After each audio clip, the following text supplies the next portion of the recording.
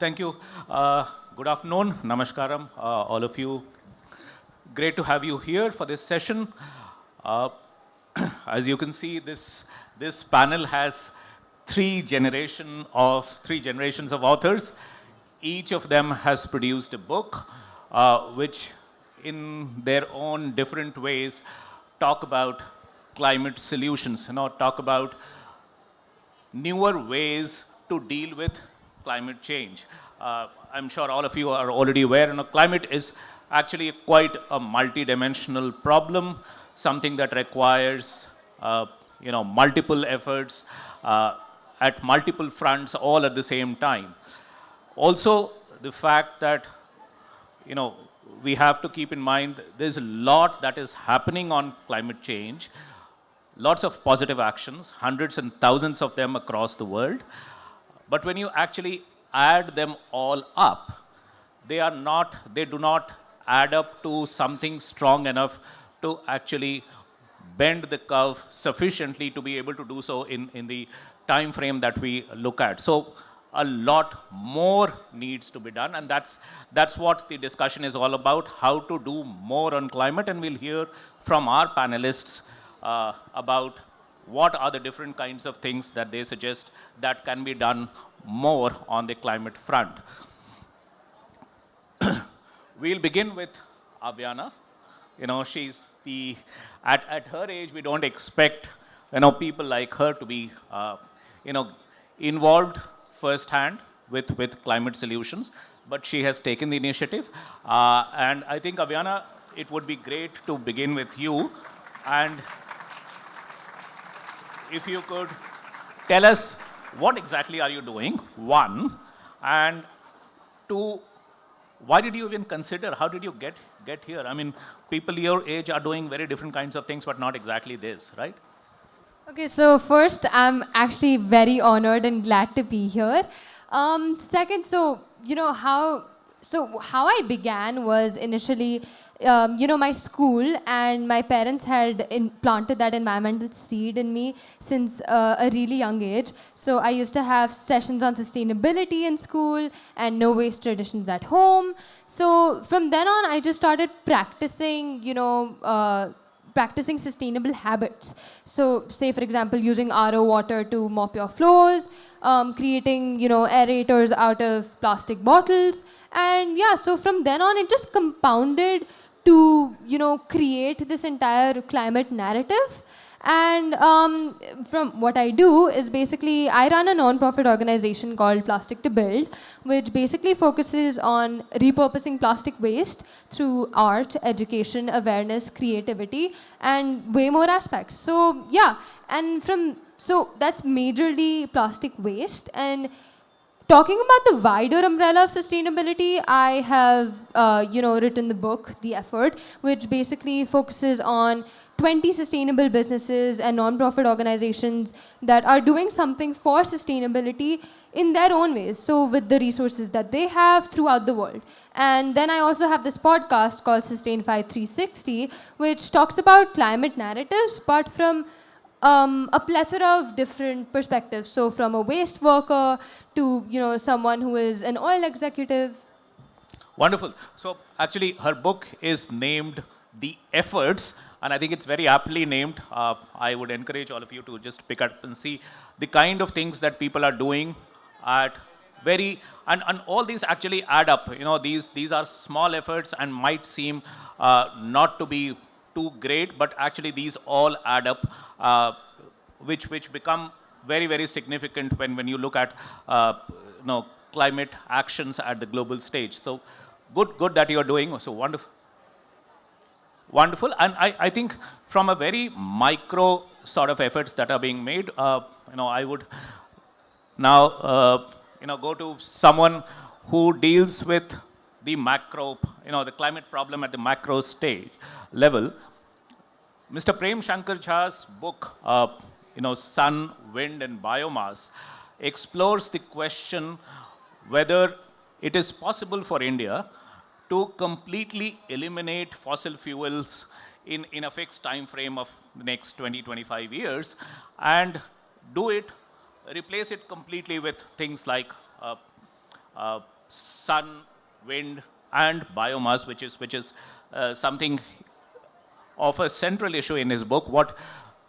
Mr. Jha, what you suggest in your book is we do talk about sun and wind, and that's quite, well known, the potential of sun and wind to, affect this energy transition. But you also talk about biomass, which is there in the calculus, but not quite. I mean, it plays mostly of sort of a marginal player in the overall equation. But you argue in the book, and you actually show with a lot of data and over the trends, a lot of data and analysis to suggest that biomass can actually play an equal and probably even a greater role than solar and wind in the energy transition that we are trying to make. So tell us a little bit about what kind of argument that is, and why is it that governments are not able to see the kind of trends that you are seeing in this book? Thank you. Thank you. Bring it closer. Can you hear me now? Yeah. Am I audible now? Good. Okay, thank you. Thank you for saying all those nice things about me. But the fact is that I started worrying about this problem of fossil fuels as far back as 1980, when we had the first major oil price crisis in the world. And at that point in time, I was worrying about transport fuels. Of course, since then, we've moved on, and we've learned that there's a comprehensive existential crisis today building up if we don't get out of fossil fuels. And you know all about that, sir, otherwise you wouldn't be here. Sir, if your mic can you know all about that, otherwise you wouldn't be here listening to us, and how dangerous the situation has become. What I have found, you've probably seen this too, everyone's talking about 2 out of 3 renewable sources of energy, sun and wind. And in fact, there are, if you look at Google, Amazon books, if you look at, for example, you'll find that there are 70,000 books which deal with climate change. But the fact is that we have not made any progress at all. In this entire time, the total shift of electricity out of fossil fuels in the developed world is 15%, I think in the world as a whole. And in India, it's 14%, which is very creditable. But the fact is that 15% of electricity is only 5% of total fossil fuel consumption in the world. Because electricity only makes up about 30%, in fact, less than 1/3 of what we consume in the world. Then question is, how do you get out of liquid transport fuels? And then the most important, that's another 30%, by the way, and the most important is industrial heat, mainly in steel, cement, fertilizers, and one or two other industries. But vast, 40% of all the energy we consume is actually consumed by industry. So how do you meet these through electricity? You know that the problem with sun and both solar and wind energy is that they are unpredictable and they are periodic. The average, the time that solar energy is available during the year is about maximum of 2,400 hours out of 8,760 hours. And the wind varies greatly, but it can be very high in the northern latitudes. But in India, it comes to only about, I think it's, I haven't got the exact figure here, but it's about 1,800 hours, I think. Now, question is, and the two come often at the same time. You get what is called, particularly in the monsoons, you are forced to curtail one of these two sources. So basically, 2/3 of your energy, you have no route at all to be able to develop. And they are mainly in transport fuels and industrial heat. So in my book, what I have shown is that the missing link in this is biomass. Now, biomass is actually stored sun's energy. You take a little carbon from the ground, and then the sun starts, by the process of photosynthesis, creating the crop as a whole. And all biomass consists of round about an average of 40% carbon and 30% and 30%, let's say, this is very crude figures, of hemicellulose and cellulose. So while the cellulose and hemicellulose can be burned, can be gasified and leaves carbon, I found that this gasification process of biomass is one that will give you endless amounts of energy. And it will do two things. One, in electricity, it will bridge the gap that solar and wind energy are not able to fulfill.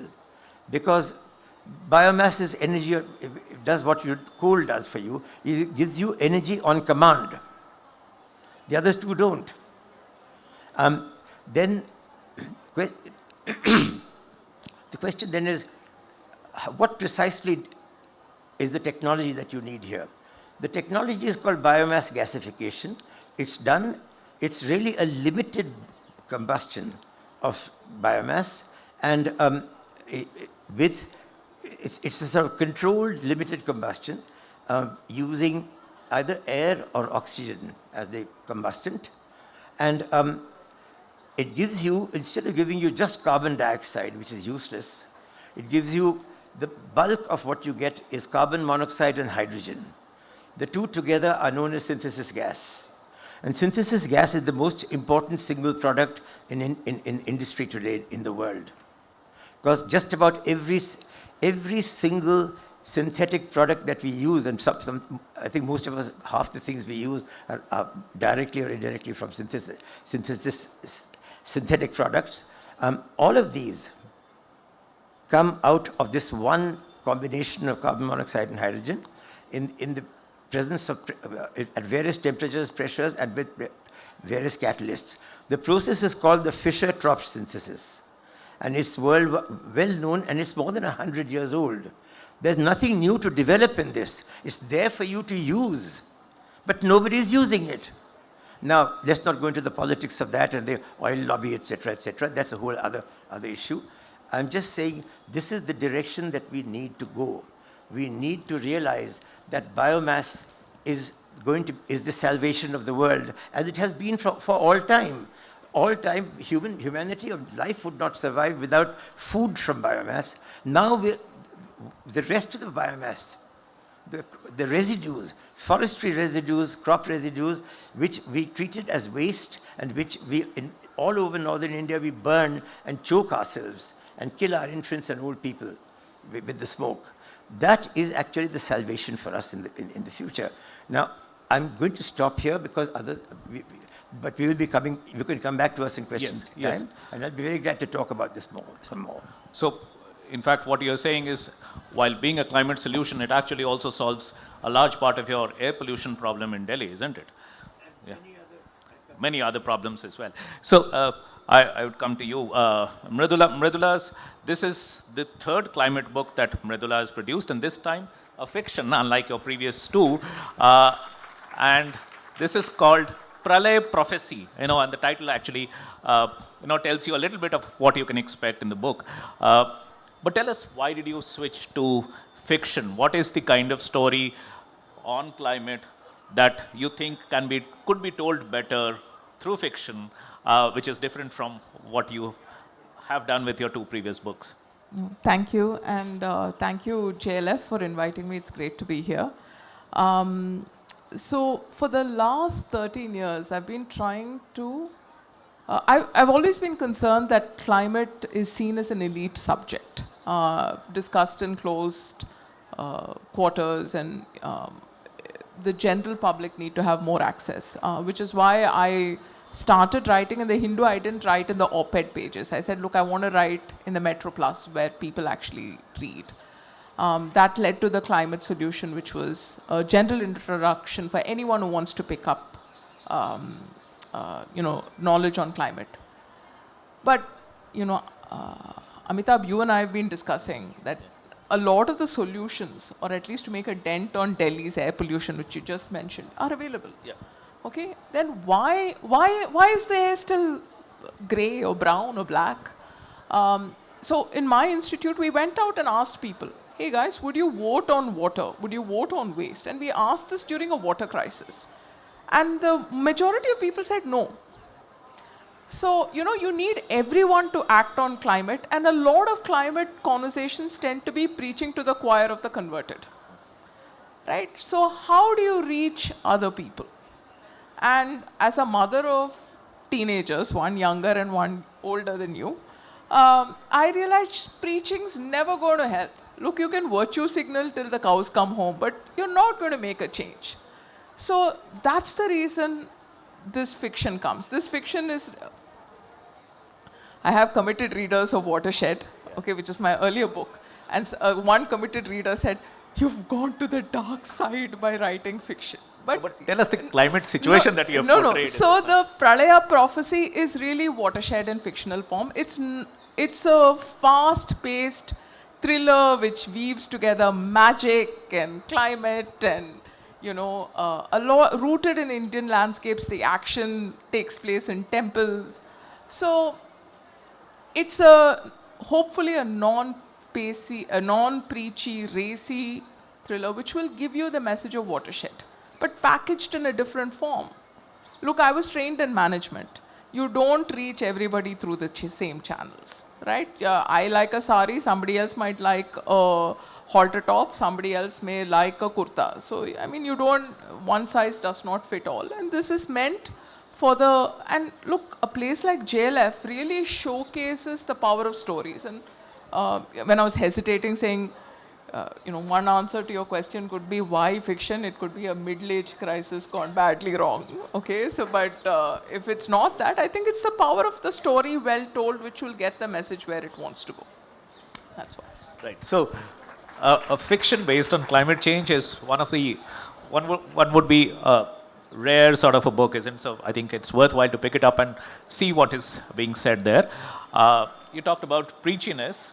I'm sure our young colleague here, panelist, is all about action and not, not just getting preached by someone. You are already acting. Now, tell us why does the plastic problem appeal to you so much that you are forced to actually, start thinking about the possible solutions and you start exploring those solutions. Why is that plastic thing, why does it appeal to you so much? Okay, so one of the reasons why it does is because plastic is literally everywhere. You can find it in human blood now.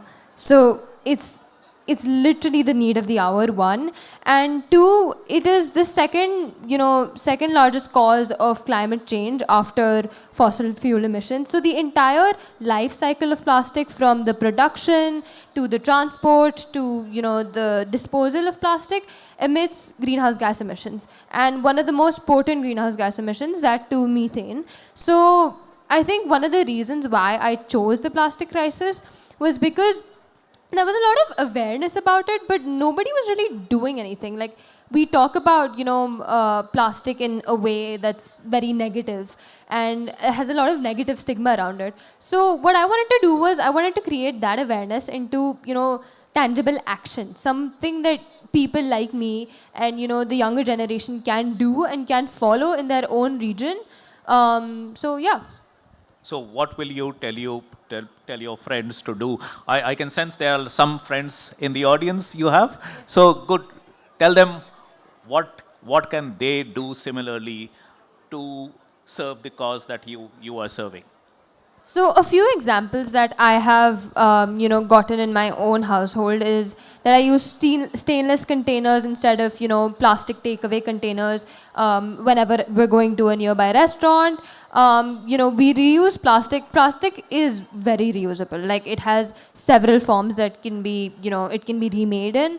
And honestly, there are so many companies and businesses in India itself that recycle plastic into so many different things. So you could either, if you're not able to afford, reusing it right now, then you can send your plastic into careers to, create, say for example, bags and, I have this shoe at home, which is made of recycled plastic. So yeah, so just you can parcel your plastic waste to companies which are actually making better use of it.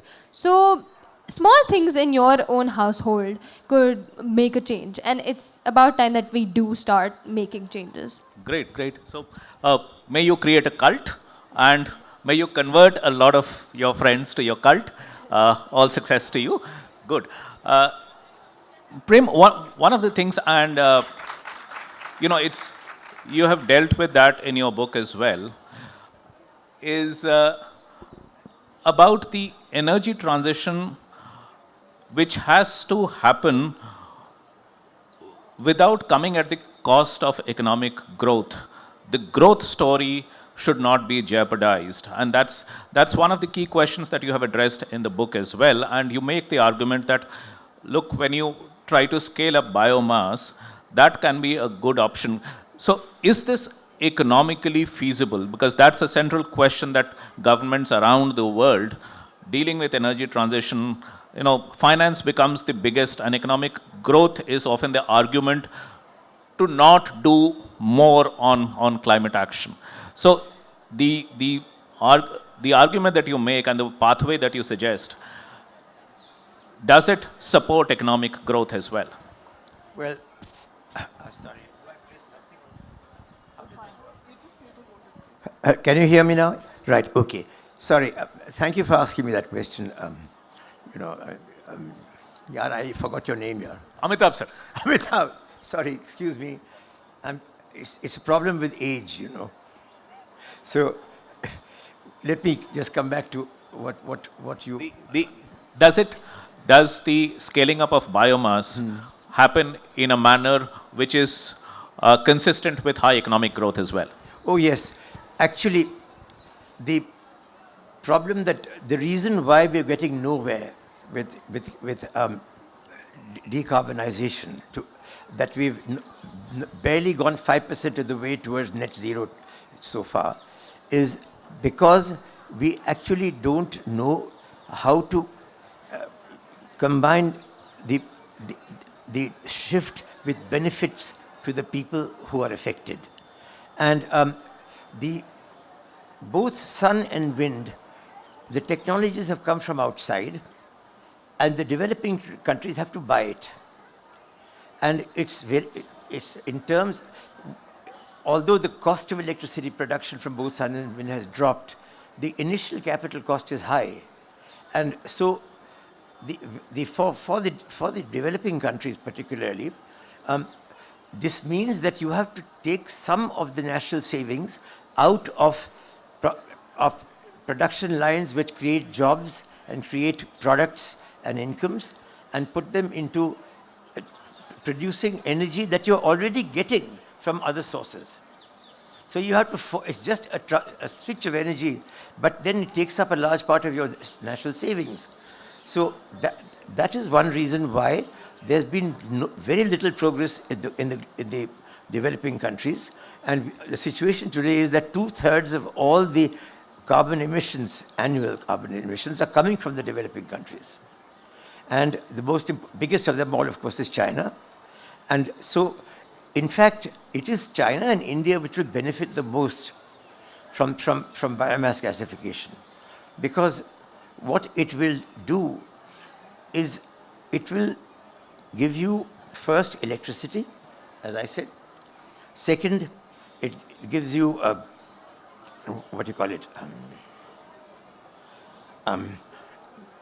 Biochar, which can be converted to any transport fuel you like. I tell you why I say this. Because it's been done already since the Second World War. How many of you have asked yourselves the question, how did Germany fight the entire Second World War without owning a single oil well? How many of you have asked, would anyone raise their hands? So have you asked yourself this question? All right. The answer is they gasified coal to do and through the Fischer-Tropsch synthesis, they produced all the 3 transport fuels they required to fight and nearly defeat the rest of the world. Not that I'm any kind of an admirer of Hitler's Germany, but this is actually what they managed to do. So that what can be done with coal can be done far better and more efficiently, and at lower cost with biochar. That's the second major use. That's the residue that's left from gasification. So if you take crop wastes, which are today being burnt and which are suffocating people, and you gasify them, you get a fuel gas that will give you all the electricity you want. And you also get biochar, which will produce not only transport fuels, but also replace at least one of the most important and largest consumptions of energy in industry, which is the steel industry. Steel industry uses coking coal in blast furnaces because coking coal has to have no sulfur. Steel cannot be made with any coal that has sulfur because the sulfur does not float up with the slag in the pig iron. It goes into the iron itself. So the steel that you get is brittle and it breaks. And therefore, the world is running out of coking coal. And the coking coal prices are shooting up. I don't want to give you too much data. But biochar can replace it completely because there is zero sulfur in biochar. It comes from crops, and crops, a few of them have minute quantities of sulfur, but neither rice straw nor wheat straw has sulfur in it. So that's the other replacement. So if you take all these together, you find that just about every need for energy that you have can come from the combination of these 3. Not 2 by themselves, not any one by itself, but all 3. Now talking about finances briefly, just 1 minute. I don't want to go into the detail. I'm setting up a project. I'm financing and setting it up in Punjab, in a village. It will convert 5,000 tons of rice straw a year into biogas, synthesis gas, and into biochar. And we have all the permissions. The construction is starting next week. And the return on this estimated return is over 40% per annum. You can recover your capital in 2.5 years, maybe 3 years. Okay, 3 years, fine. But this is, see, biomass gasification, there are hundreds of simple gasifiers which use air in India already, and they are being used in the food processing industry to give you a smokeless fuel. Because you can't make poha or dal mot and things with a smoky fuel, it spoils the taste. And this has been a search of the food industry for a long time until biomass gasification came in. So the technology is a very simple one. You set it up in the village. Another thing that cold storage, continuous electricity, not a single, India has 640,000 villages. Not one village today in India has 24 hours guaranteed electricity. So there is not a single cold storage in any village in India today. And we produce 50 million tons more of fruits and vegetables than we do of cereals. And all this has to rush to the market within days, weeks of the production. So the more the farmer produces, the less he gets, because the middleman then has to bear the burden. What will I do with this huge amount that's coming into the market? Will I be able to sell it? I have to put it in a cold storage. My cold storage costs will go up. Then if the product is already increased in amount, how will I recover it? So what they do is they kill the farmer. They offer often as little as 1 rupee a kg for potatoes. I've seen that when there's been a bumper crop of potatoes. And then it's sold at 30 and 40 rupees to the table in the towns.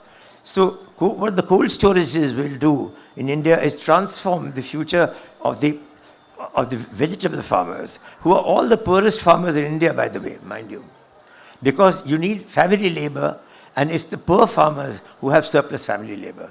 The rich farmers use hired labor. Okay, that's one last point now, if I may.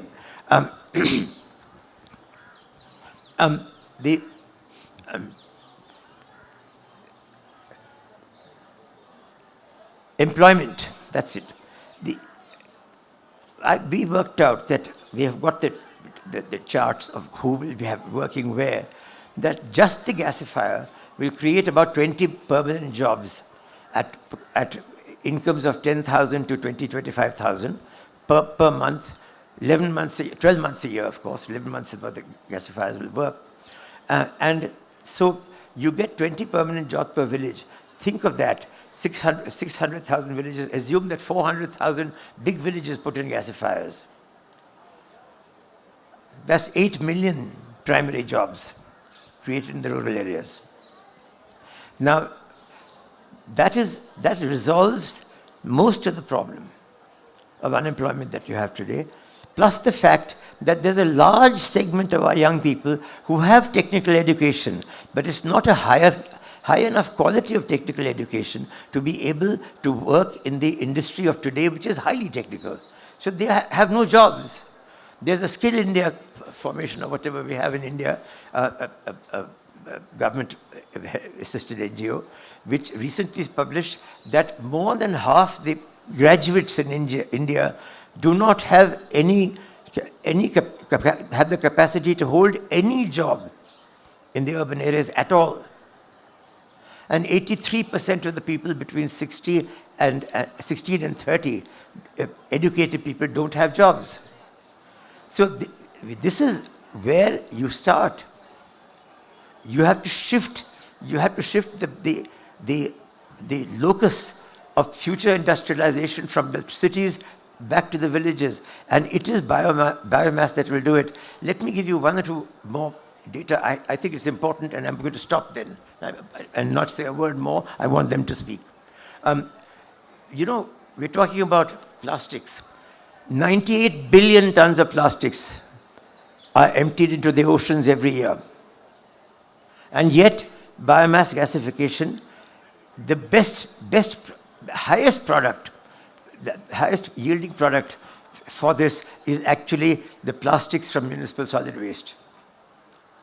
Because 1 ton of municipal solid plastics will yield 2 tons of transport fuels, or close to 2 tons. Now, so that is one simple thing. We are sort of being deluged with other municipal solid waste, which is partly inorganic, but most of it is organic, and we don't know what to do with it. The people who collect it take it a couple of miles outside the town or the village, and then they just dump it. Now, the point is that is waste, which is actually very valuable, because that too is a major product for use in, for gasifying to produce transport fuels and electricity. So I'll stop here now. I could go on this forever, but please stop me now. Thank you. Mridula, I'd come to you again. Now, you also hold a different role, that of an investor in climate-friendly technologies and climate-friendly startups. In one of the previous conversations that we were having with climate economist Nicholas Stern, so one of the things that had come up is that there is a business opportunity in climate technologies which is not adequately being utilized by corporations and private companies. And he called it a huge market failure. Now, you are on the other side. Now, you are investing and you are putting your money where your mouth is. Is that true? Is it a case of opportunities not being utilized, or do you see there is a problem with policy stability and policy direction not being adequate? Why is adequate money not flowing into climate technologies? The answer I would give to a crowd of policymakers or investors is found in my first two books. But let me talk about the answer I will give to a general audience. And that's the answer found in this book. You know, Rajan, Swati, Tangam, Arjun, Lakshmi are all fleeing this evil cabal, right? And they're running through a landscape which is being ravaged. And they pass through an area where farm after farm is just, you know, they're going on their journey. They're slowed down because there are protests. And there are protests because a village of farmers has committed suicide. So, you know, that's the setting in the, it's a true story, but it's exaggerated in a fictional way. And then they're observing it and they're seeing all the horrors. Then they pass through a village where there are no protests, right? And in, they're like, you know, one of their companions stops at a tea shop and asks, what's going on? And he says, you know, the Krishi Vigyan, government extension office is providing good seeds. KVCs. Yeah, he's working with a startup that is doing hand-holding and providing irrigation at the time it needs. That startup is something I've actually invested in, but it's not mentioned in that name, right? There is another time, there is a flood situation in the thing, and this is a time when there's magic in the book, right? So there is a way in which they're rising the magic. But oh, by the way, they're talking about the Chennai floods and the fact that there is plastic and waste clogging up the drains, which is worsening the flood. There is a reference, you know, Swati actually, you know, talks about this thing that, look, you can have different rules which allows this thing to be managed. There is again, you know, you hear the conversations on policy that happens in living rooms such as yours and mine. You know, why are policymakers not saying that, there's one conversation that says, why is this happening? Why, there is the bad guys are saying, let's invest in futures when we know the prices are going to go up. But the good guys are saying, let us invest in a startup that will buy the produce from the farmers and build cold storage. Yeah. So that, you know, he gets the best price. So, you know, there is the good guys, bad guys in investment also. Right. And, you know, this is for because if people like us don't buy products from the good guys, they're never going to invest and those companies are not going to grow. So the human element of those stories is what is coming here. Right. Thank you. I'll open it up for the audience to ask questions. Please raise your hands. Please be very brief and direct in your questions, and so that we can include more and more questions. Thank you. Please take the mic. He was the first one to get up. Please.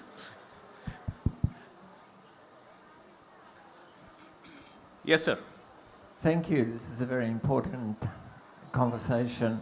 I have a question about biomass as a future source of energy, given that water will be a really essential part of the future, and biomass requires a lot of water. And secondly, the biomass that currently is burnt and is affecting Delhi and other places would be much better and will in the future be turned into the earth itself. So it needs to go back to the earth as substantial organic matter rather than being burnt into the atmosphere in whatever form that may take. So if you two could discuss either side of that water equation, I'd be really interested. Water consumption problem in biomass. But let us collect two more questions and then we can answer them together. Here, please, yeah. So this has been a very good panel discussing about what we can personally do about climate change, right? Sustainability practices. But today we are seeing the USA, it is withdrawing itself from a lot of fundamental international agreements, which include even the Paris Agreement and the UNFCCC. So with the way today's economy is structured, the US funding somehow makes it to everywhere, right? Even it is withdrawing, cutting funding of peacekeeping, even peacekeeping, US AID, etc. So what will be the withdrawal of this, like the biggest economy from all these international agreements, what will be its impact? Even it withdrew from the International Solar Alliance, Right. which is India. Yeah, so Yeah, that's- got your question. We'll have someone answer that. The third question here, yeah, please. Here.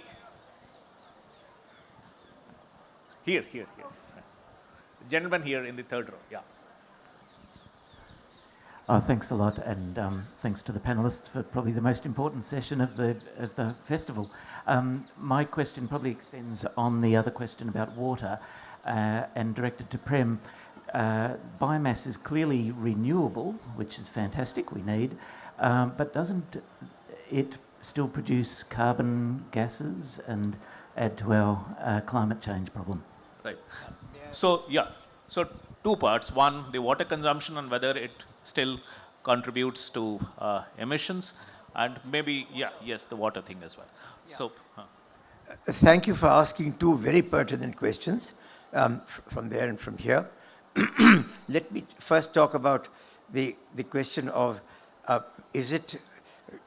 should we be burning, gasifying the crop residues, or should we not be turning it back into the soil to maintain the fertility of the soil? The answer is actually, I have the data in the book also. There was a 60-year study of wheat production in the Ukraine in which they tested all three options. sir, mic a little bit closer. Yeah, putting leaving all, reploughing all the crop waste, or just the stubble, or removing it entirely. They found that 60-year study showed that if you plow back the stubble alone, it maintained the productivity of the wheat fields in the Ukraine over this 60-year study, over the entire 60 years. Now, so you don't need all of the crop residue to be put back into the soil, because that would destroy the soil. The reason is that the crop is grown 90% by photosynthesis, which is photosynthesis takes carbon from the air. So now, if you then put that carbon, and the crop, the grain is only about half to 2/3 of the total weight of the crop. So if you put the remainder of the crop back into the soil, you will actually increase the carbon content over a period of time, to a point where you won't be able to grow anything at all. So it's really very important to maintain that balance. And the balance is maintained by leaving that 8 or 10-inch stubble at the bottom and plowing it back in. And that was what the Ukraine study showed. The second, the emissions footprint. sorry. Emissions footprint of The renewable. What was the second? the emissions footprint of biomass. Biomass is renewable, okay. but Now the other thing is biomass. As I said, there is the biomass itself does not create a carbon footprint. Burning it would create a carbon footprint. And then the question is, doesn't gasifying it also create a carbon footprint, right? Now, it doesn't, for one reason, because, as I said, most of the carbon that is in your crop has been drawn from the air. So it's being given back into the air. And the part that's not given back into the air, you plow into the ground. So it's carbon neutral. Biomass gasification is carbon neutral. I think it's very important to remember that. Mridula, would you want to take the water question? I'm mindful of time, so I'll stay brief. See, when you produce crops, if you waste a third of them, the water used to produce them goes waste, right? And if you're using stubble, if you're growing crops to create biomass, then you have a slight problem. But if you're using crop residue and wasted crops to make biomass and then make it into energy, the water footprint goes down. There is another thing, I'll plug my startup. You can take all the food waste that is generated here, and if it's segregated, properly, there is a startup that I've invested in that takes that and does anaerobic digestion, not gasification, anaerobic digestion, and makes, pressurized bio-CNG, which then displaces LPG, so it's actually carbon negative. So, and it's also the water footprint goes down substantially. So, those are two ways. So we have very short time, but there is one question which is pending. So which one of you want to take the question? Which is the question? On the impact of US withdrawal on climate action. Now that... I can take it. Yeah. Well, President Trump that's one more direction in which he's taking the world towards catastrophe, but it's not the only one. As you know, he is, shall we say, withdrawing everything to do with climate change, all actions. Yeah. And he's at the same time also in various ways, direct and indirect, putting pressures on countries which will eventually lead to war. So I don't think that we should really think of the US withdrawals from the climate change as a good thing. We have to make up for it. And the way to make up for it is precisely what I'm talking about. Combined sun, wind and biomass. Biomass, there's huge amounts also in the rich countries. What do you do? In the coldest countries, you use wheat straw as cattle bedding. Okay, fine, wonderful. But what do you do in spring when you take this dung-enriched cattle straw out? You still burn it. That is the point. That is an even richer source because it's got the dry dung in it than just the biomass itself. And so I think that if we just realize, and by the way, let me tell you something. India produces about 1.2 billion tons of biomass, waste biomass per year, not including the stubble, by the way. And also, that 1.2 billion tons of waste biomass, it can, in addition to that, we also have, what do you call it? God, I've forgotten. There's one more source of biomass, and I can't remember it now. If it comes back to me, I'll tell you later. Yeah. Okay. But 1.2 billion. The world produces between 11 and 14 billion tons of biomass. There is no end to the quantity. And by the way, I should tell you, 1 ton of biochar or 1 ton of coal, high quality coal, gives you slightly more than 1.1 tons of methanol, or similar quantities of aviation turbine fuel, and smaller quantities of diesel. It just depends upon what you want to produce. So we will, Mridula, can you make? It's an important point. Yes. Guys, yes, America is dominating the world thing, but it's not choosing what we eat here today. It doesn't decide how we got here to the venue. Doesn't decide the power sources we've used. It doesn't decide how we manage the waste here. Look, there is one aspect, but there is a world out there, and there's a lot of choice that we control ourselves. So let's keep that in mind and in proportion. Thank you so much. Thank you so much. We would like to thank Prem Shankar Jha, Avyana Mehta, Mridula Ramesh and Amitabh Sinha.